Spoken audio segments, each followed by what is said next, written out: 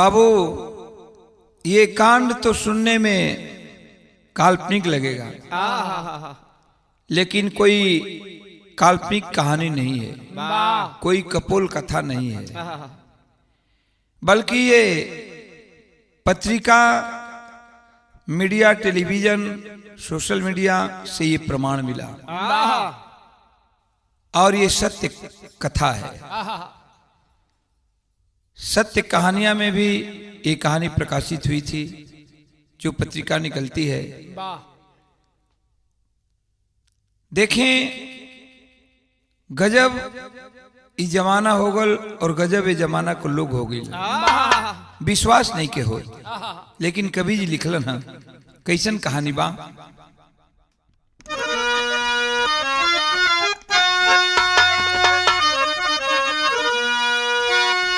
को सताया को कल का इतिहास भी लाज लगती है कहने में ऐसी खबर। खून से जिसने सींचा बगीचा प्रभु, खून से जिसने सींचा बगीचा प्रभु, पुष्प ही बन पर आया पिलाता जहर। रिश्ते नाते निभाते हैं निज स्वार्थ में, मूर्ख मानो मनुजता का करते मर्डर। कुछ समझ में न आता विधाता मेरे, कैसे ओपी अनुज लाल होगा गुजर।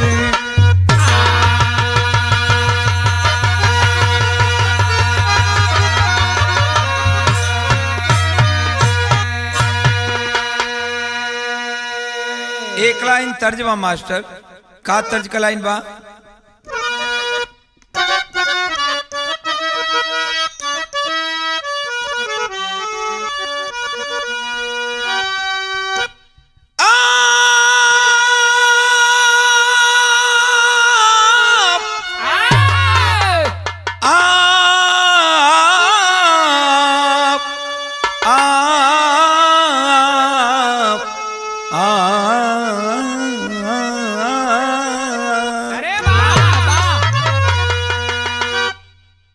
हुजूर आपका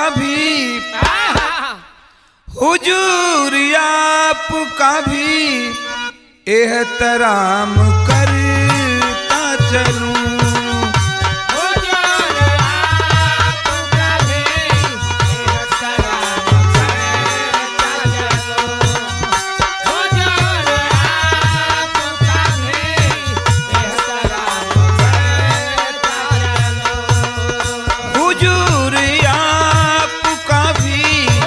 एहतराम करता चलूं।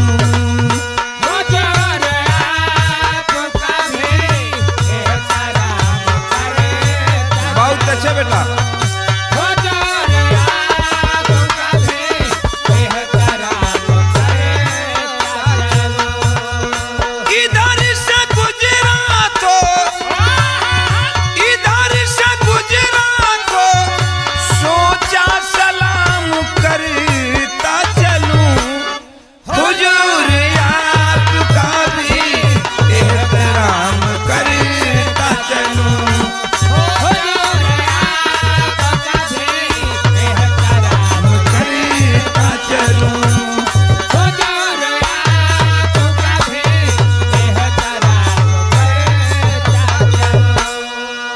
मगर गाना का भाव दिहल गल का। कसूर ऐसा किया, कसूर ऐसा किया, नीच एक नालायक ने।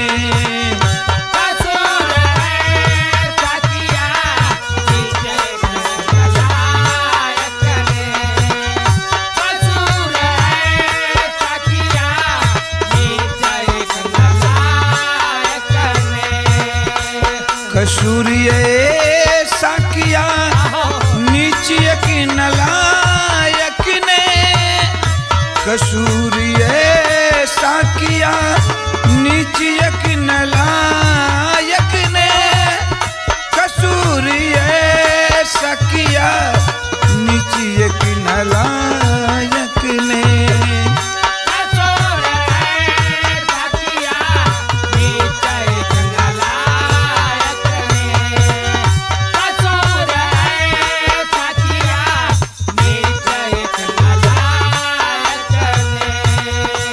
कसूर ऐसा किया नीच एक नलायक ने। कभी आगे लिखते हैं क्या, कभी भी रो दिया था, कभी भी रो दिया था, कभी भी रो दिया था, रो दिया था गायक ने, कभी भी रो दिया था, रो दिया था गायक ने। कसूर ऐसा किया नीचे एक नलायक ने, कसूर ऐसा किया नीचे एक नलायक ने, कसूर ऐसा किया नीचे एक नलायक ने। कैसन कहानी बा, केकर कहानी बा, कहाँ का कहानी बा, आप लोगों के खुद समझ में चलिए। ही हमरे गाना के अंदर कैसन नजम के लाइन में कवि जी लिखलन,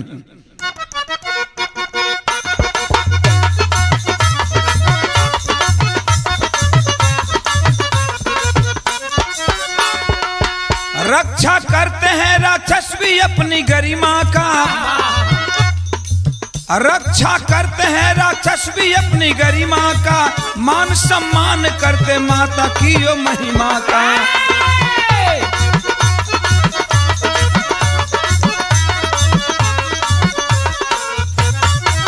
कलंकित करते नहीं कुल की मर्यादा को, कलंकित करते नहीं कुल की मर्यादा को, सदा काबू में रखते कूदते भी इरादा को।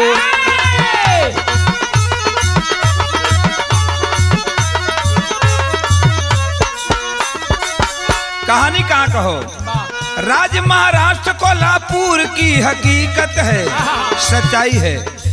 राज महाराष्ट्र कोल्हापुर की हकीकत है, कलयुगी बेटा ने भारी दिया मुसीबत है।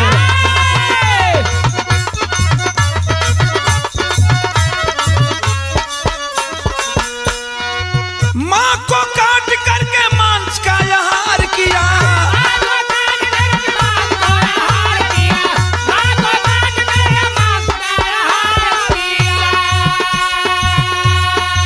पवित्र माता के ममता को तार तार किया,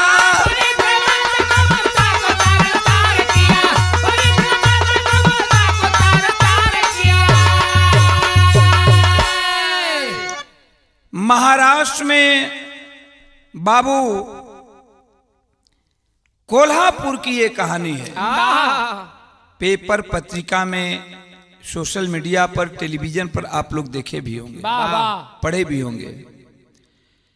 कलयुगी बेटा,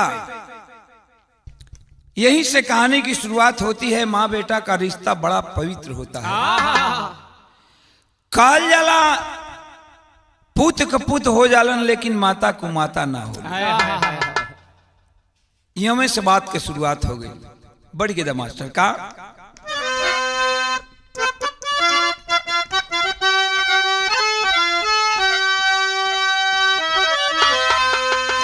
रामाय और अलावा के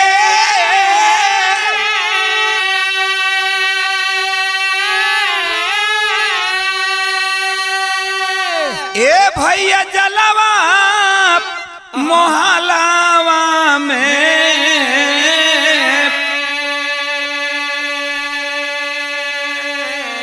राजू सुनीला रहल दुई ठेला लानावा।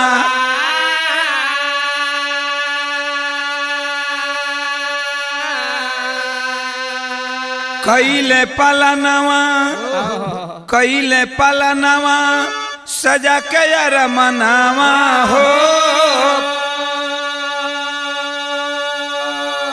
आया चके मेरा माँ एक दिन तजले पारानावा।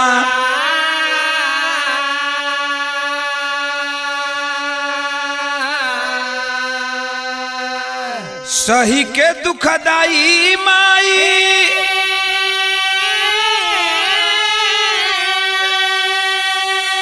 अरे बेटन के सगाई कैली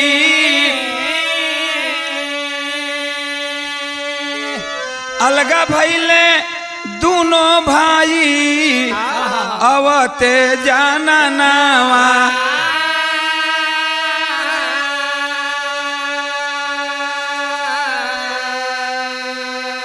माई के ममता न मानेला जहनावा में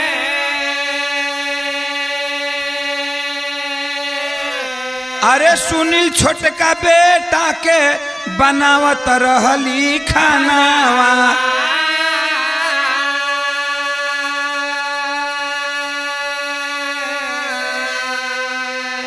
तनी बात समझला हमार बिरहा का कहानी एकदम साफ साफ समझ में चली आई। महाराष्ट्र में कोल्हापुर आ वही कोल्हापुर कई बात हो ए कलयुगी बेटा के कोई कहानी बा। कोल्हापुर में दो व्यक्ति ऐसन भी रहलन, पति का नाम रामा बतावल गई, पत्नी का नाम यलवा बतावल गई। ये दोनों जना के शरीर से दो गो बेटा रहलन। बड़का लड़का का नाम राजू और दूसरा लड़का का नाम सुनील। ए बाबू कुछ दिन समय गुजरल, एक दिन रामा एह दुनिया के छोड़ के चल बसला। बच गई ली अलवा राजू और सुनील के मतारी अपन मेहनत मजदूरी कई के दोनों लड़कन के फुसली पल्लिन। दोनों लड़का जवान भइलन। दोनों लड़कन के अपना गरीबी में शादी भी कह दिहलिन। दोनों लड़का के घर में औरत अलिन, मतलब यलवा के दूठे बहू अलिन। लेकिन शादी दोनों लड़कन के दोनों भाई के होते, घर में दुल्हन होते, दोनों भाई अलगा हो गए। राजू अलगा हो गए, सुनील अलगा हो गए। राजू ठीक ठाक रहलन, अपन परिवार के साथ कमाए खाएं, परिवार के लेके चलें।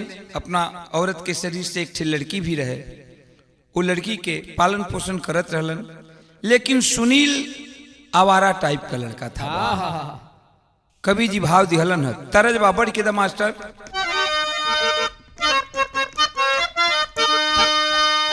शिल्पी राज गौले इनका कि छान छाने बदले, छान छाने बदले तोहरो मिजाज राजऊ, धोखेबाज राजऊ, उड़न बाज राजऊ। छाने छाने बदले तोहरो मिजाज राजऊ, धोखेबाज राजऊ, उड़न बाज राजऊ। जिया छाने छाने बदले तोहरो मिजाज राजऊ, धोखेबाज राजऊ, उड़न बाज राजऊ।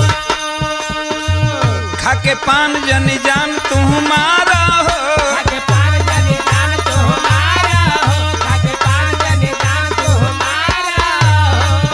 अपन अभियों से रहना सुधारा हो। अपना भी उसे रहना सुधारा हो, अपना भी उसे रहना सुधारा हो। तोहरा न बाटे तनिको लाज राजऊ, छान छाने बदले तोहरो मिजाज राजऊ, धोखेबाज राजऊ, उड़न बाज राजऊ। छाने छाने बदले तोहरो मिजाज राजऊ, धोखेबाज राजऊ, उड़न बाज राजऊ। लेकिन जौन छोटका भैया बाबा सुनील उ अलगा भइल ते अपना माई के संगे रहे लगल। आ माई के ममता भी होला बाबू। देखल गइल बा कि जौन छोट लइका होलन, माई के झुकाव अक्सर छोट लइका की तरफ ज्यादा हो। अरे वाह। आज ई आवारा टाइप के लड़का बा, कुछ करे न धरे, इतना तक कि रोज एकरा के खाए पिए के अच्छा अच्छा चीज चाहे। एकर मेहरारू भी तंग आ गई। एकरा देह से एकरा मेहरारू के एगो लड़की भी बे, उ मेहरारू कहीं दूसरा जगह जाके चौका बर्तन करे लगे। अब घर में बच गई अकेले मतारी। अकेले मतारी बच गई तो वह मतारी खाना उना बनावे, जब रूखा सूखा रहे तो उन्हें के दे खाए के घर में अपनी माइये के संग रहे। लेकिन एकरा के रोज चाहे का खाए में का कि रोज रोज खोजे रोज रोज खोजे सुनील नाना भेज बाबूजी कमये जब बाबूजी बनते जब बाबूजी रोज रोज खोजे सुनील नाना भेज बाबूजी कमये जब बाबूजी बनते जब बाबूजी रोज रोज खोजे सुनील नाना भेज बाबूजी कमये जब बाबूजी बनते बाबूजी खसी मुर्गा मटन चिकन खाए हो खसे मुर्गा मटन चिकन खाए हो खसे मुर्गा मटन चिकन खाए हो नहीं मिले तो मैं से लड़ जाए हो नहीं मिले तो ऐसे लड़ जाए हो नहीं मिले तो ऐसे लड़ जाए हो नहीं मिले तो मैं से लड़ जाए हो नहीं मिले तो ऐसे लड़ जाए हो नहीं मिले तो ऐसे लड़ जाए हो करे नहीं कबो परहेज बाबूजी रोज रोज खाए सुनील नाना भेज बाबूजी कमये जी बाबूजी बनते जी बाबूजी रोज रोज खोजे सुनील नाना भेज बाबूजी बनते बाबूजी बनते बाबूजी रोज रोज खोजे सुनील नाना भेज बाबूजी कमये बाबूजी बनते बाबूजी रोज रोज एकरा के नॉन वेज खाए के चाहे मुर्गा मछली दारू मटन दारू अब वो बूढ़ महतारी बेचारी कहाँ से ले आवे घर में कोई कमाए वाला बाना आ एकरा कमाए के न धमाए के दिन भर आवारा नियन घूमल करे ए भैया ए तरह एक रोज रोज घूम घूम के इन्हें उन्हें मिले खा ले एक दिन माई से आके कहता कि आज हमके मीट खाए का बा आज हमके नॉनवेज बनाओ घर में कहाँ बा कि बनाओ घर में पैसा कौड़ी रही तब न होत का बा तरज बा का तरज का लाइन बा मास्टर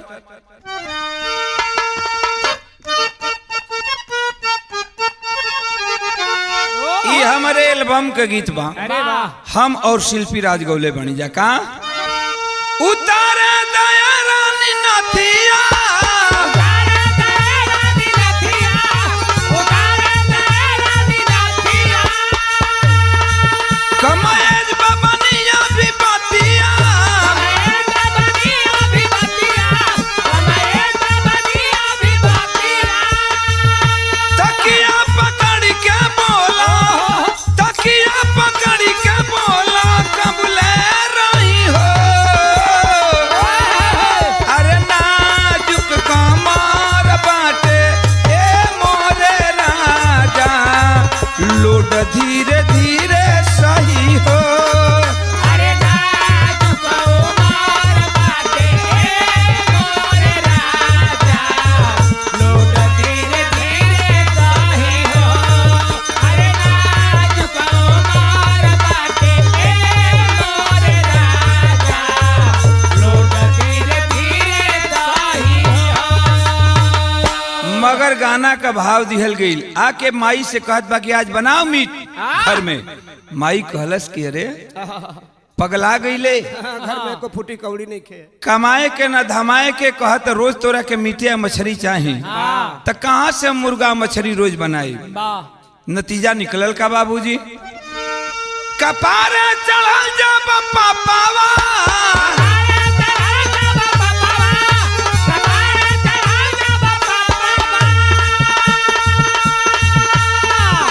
पुकारे लगल जैसे सापावा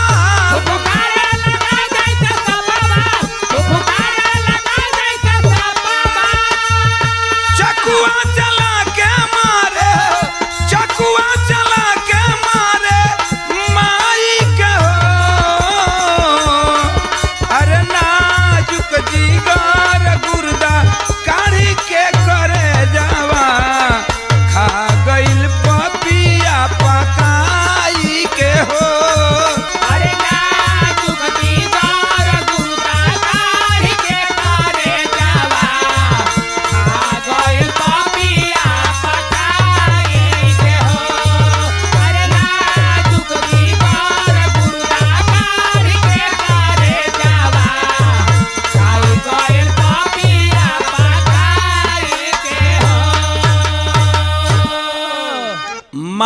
से कहलस कि आज मछली चाहे मुर्गा बनाओ।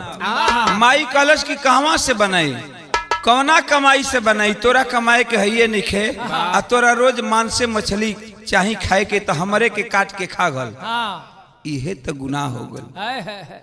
बाहरे लड़का माई बेटा का रिश्ता कितना पवित्र होला। आज उठा लिया चाकू और माई पर चलावे लगल। बूढ़ महतारी बाबू गिर जाती है धरती पर, लहू लुहान है, लहू लुहान है, धरती पर गिर रही है। घर में कोई बचाने वाला नहीं है। सब लोग बाहर निकले हुए थे। नतीजा ही निकलल कि माँ के शरीर से इतना खून निकल चुका कि उसका प्राण पखेरु उड़ गया। धरती पर गिर करके इस दुनिया को छोड़कर चल बसी।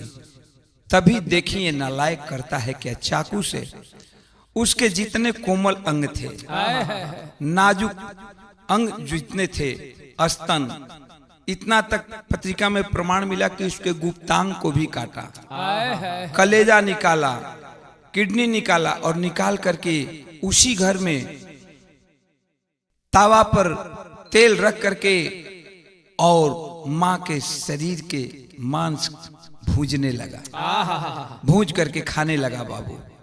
तब तक किधर से भी इधर उधर से घूमते घूमते जो बड़ा भाई की लड़की थी जिसका नाम पत्रिका में रचिता बताया गया, रचिता घूमते हुए चली आई।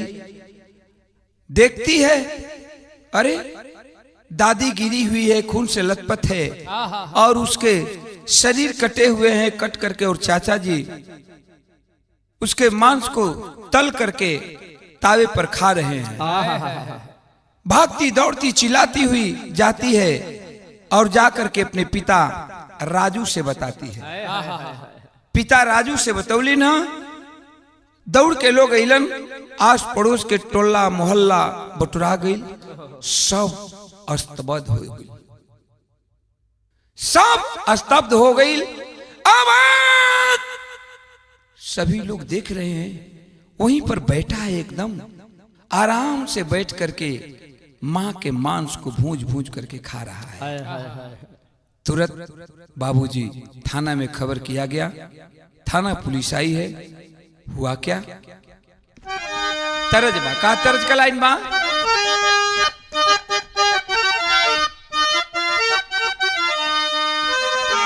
यह तरज हो कि कही दा भौजी भैया से,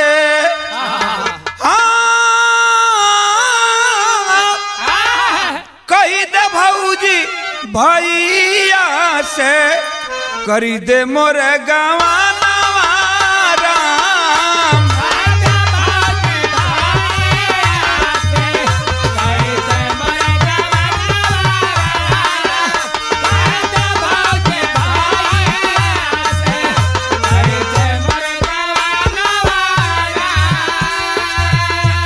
मती दिए सोना चांदी, मत दे हमें गहना राम। दुई गो चिजुआ दी है, दुई गो चिजुआ दी है, चौकियोरी बेला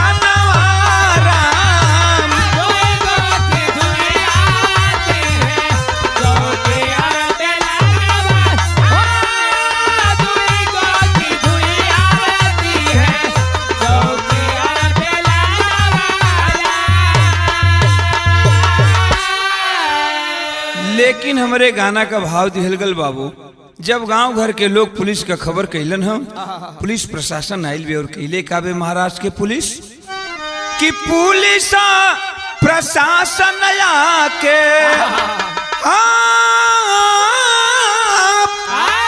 पुलिस प्रशासन आके कैले गिरफ्तारी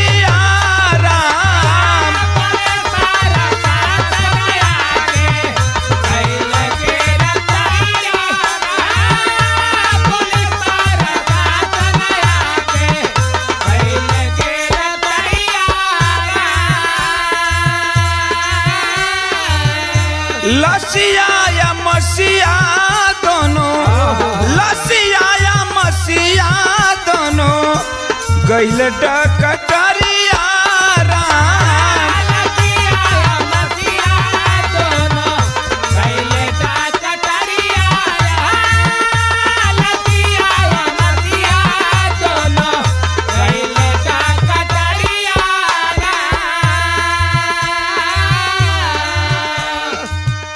माँ के लाश और लाश से कटा हुआ मांस जो तावा पर भूज रहा था, सब गया। माँ का पोस्टमार्टम हुआ, उस मांस को भी जांच किया गया और जो खाया था वो उसके पेट का मांस वो भी जांच हुआ। नतीजा निकला क्या? डीएनए टेस्ट पोट जा बयाइल हो,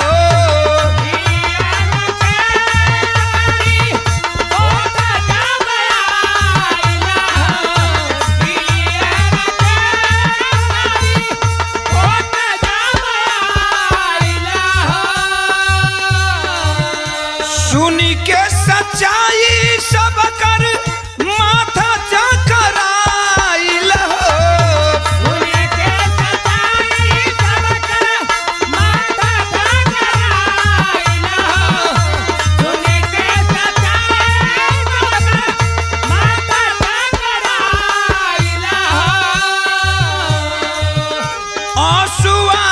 भरी गईला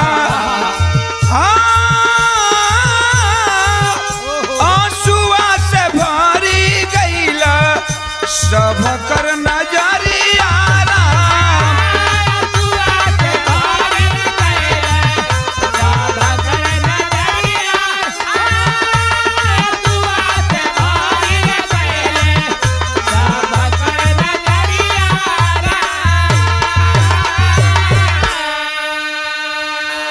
मतारी का लाश का पोस्टमार्टम भइल, ओ मतारी का शरीर से जो मांस काट के वो भुजले रहे तावा पर, ओ मांस का टेस्ट, ओ मांस का भी टेस्टिंग भइल, मांस का भी जांच भइल और जौन खैले रहे मांस ओकर भी जांच भइल, पेट के अंदर का डीएनए टेस्ट जब भइल तीनों मांस मिल गए।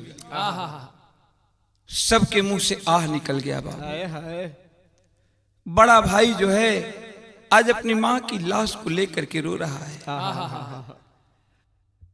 एक बात बड़ा भाई रोते हुए छोटे भाई को कहता है, का कहलन बाबू?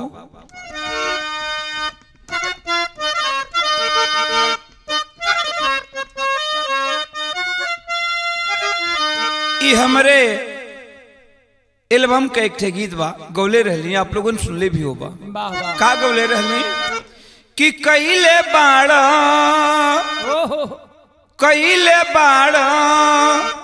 कवन पढ़ाई के, कइले बाड़ा कवन पढ़ाई के, दिल बिसराई बाबू माई के।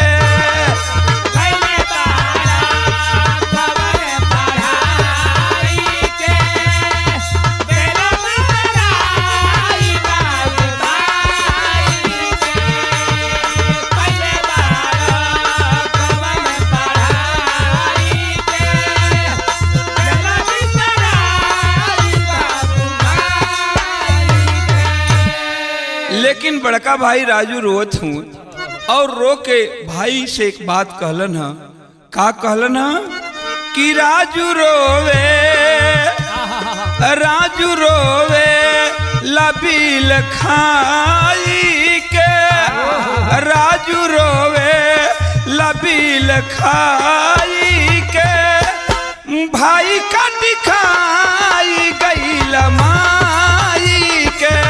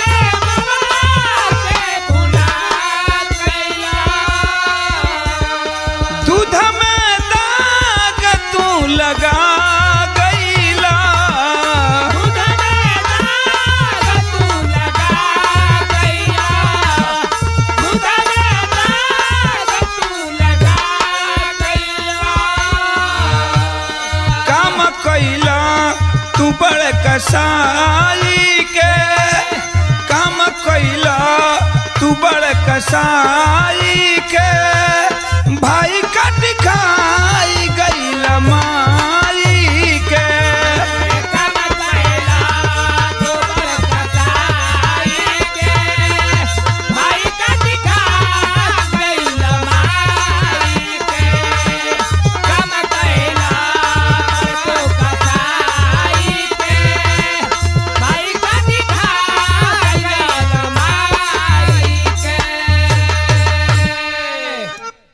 बड़ा भाई राजू रो रहा है बाबू। खैर माई का अंतिम दाह संस्कार कैलन है, लेकिन माई के अंतिम दाह संस्कार करे से पहले जब माई का लाश जाए लागल उस समय राजू कही की बिटिया जो ना बिटिया का नाम हम रचिता बतौली आजी के दादी के लाश पकड़ के रोए लगल और रो के एक बात कहलस। का कहलस?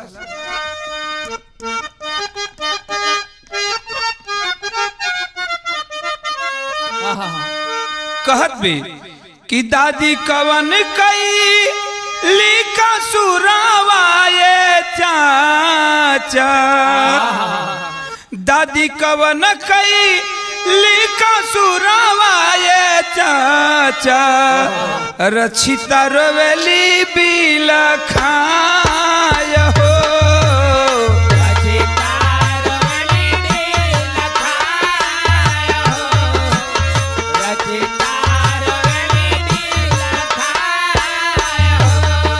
अरे दादी कवन कैली का सुरावाए चाचा, दादी कवन कैली का सुरावाए चाचा, रचिता रोवेली बिल खाय हो।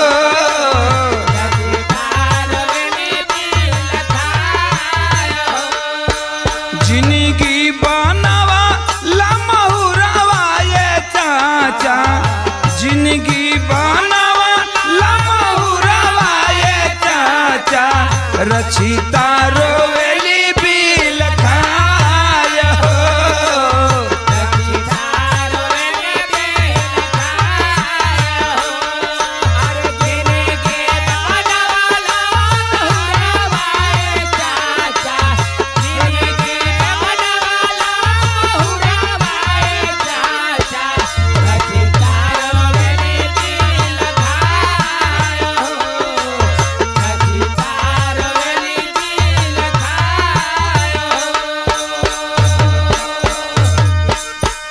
लड़की रोत पे और रो के एक बात कहलस कि कई के कतल चाचा पापावा बटोराला,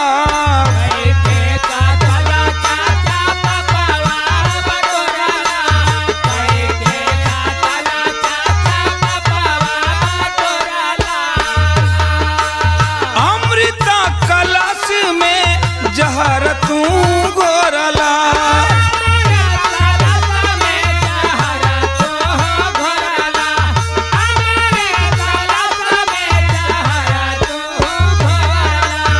भूली गईला दादी का दुलारवाए चाचा, भूली गईला दादी का दुलारवाए चाचा, रचिता रोवेली बिल खाय हो।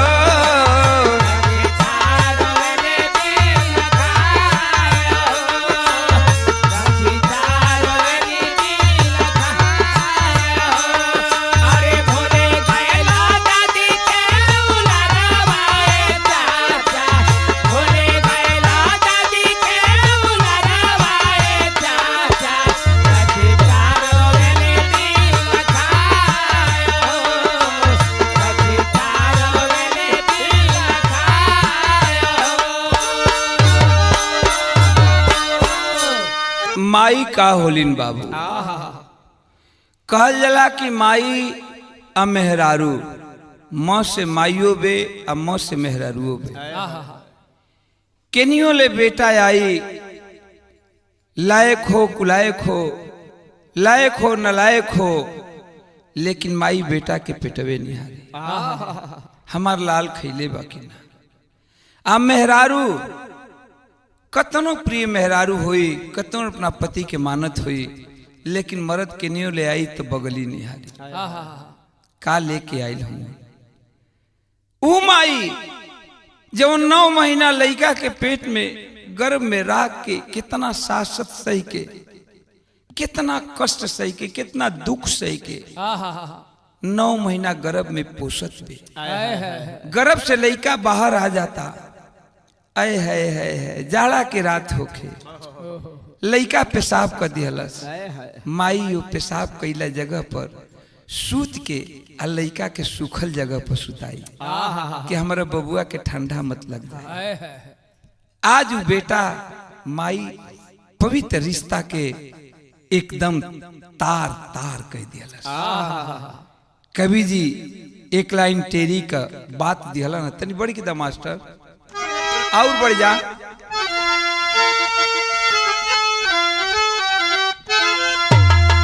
ए भैया चुकाई के माई के करजा, हे बाबू चुकाई के माई के करजा, कातिल कोल्हापुर में बेटा बनल कसाई।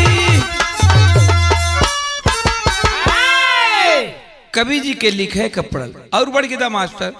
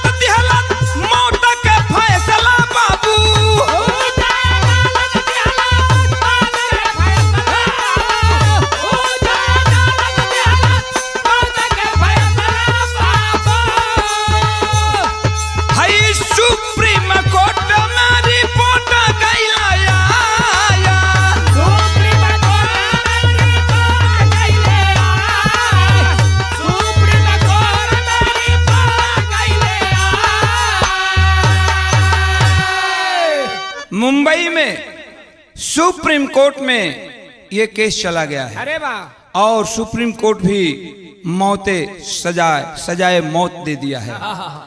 6 मई 2025 तक ये फांसी रुकल बा। लेकिन बाबू देखें फांसी होती है या नहीं होती है, क्या होगा आगे कुछ कहा नहीं जा सकता है। जब तक मैंने गाना गाया था अभी फांसी नहीं हुई थी, फांसी रोकी गई थी। लेकिन कवि जी का एक बात लिखे के पढ़ल ओ सुनील के ऊपर, ओ नलायक बेटा सुनील के ऊपर कवि जी एक बात लिखलन है।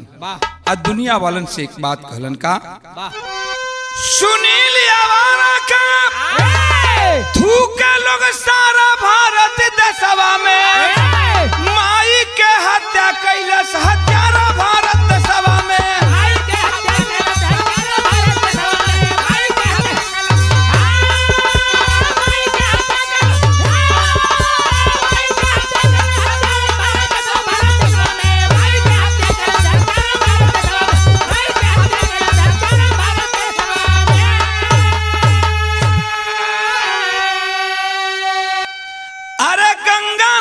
गाय को माता मान सब इंसान हो जकरे उदर से जन्म भइल कैसे कटला शैतान हो घटना सुन के सब कर चढ़ल बा पारा भारत देशवा में माई के हत्या कैला सत्यारा भारत देशवा में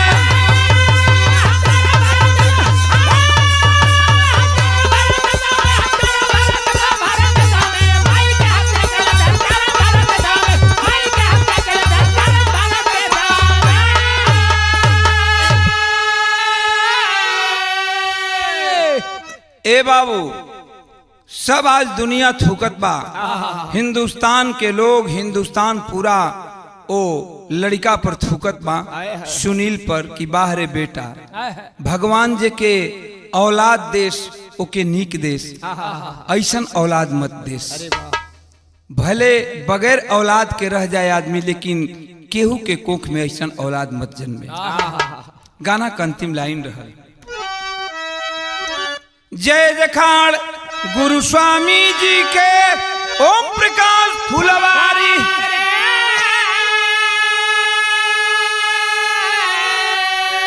कथन करे कवि अनुज लाल नसार मितवा की तैयारी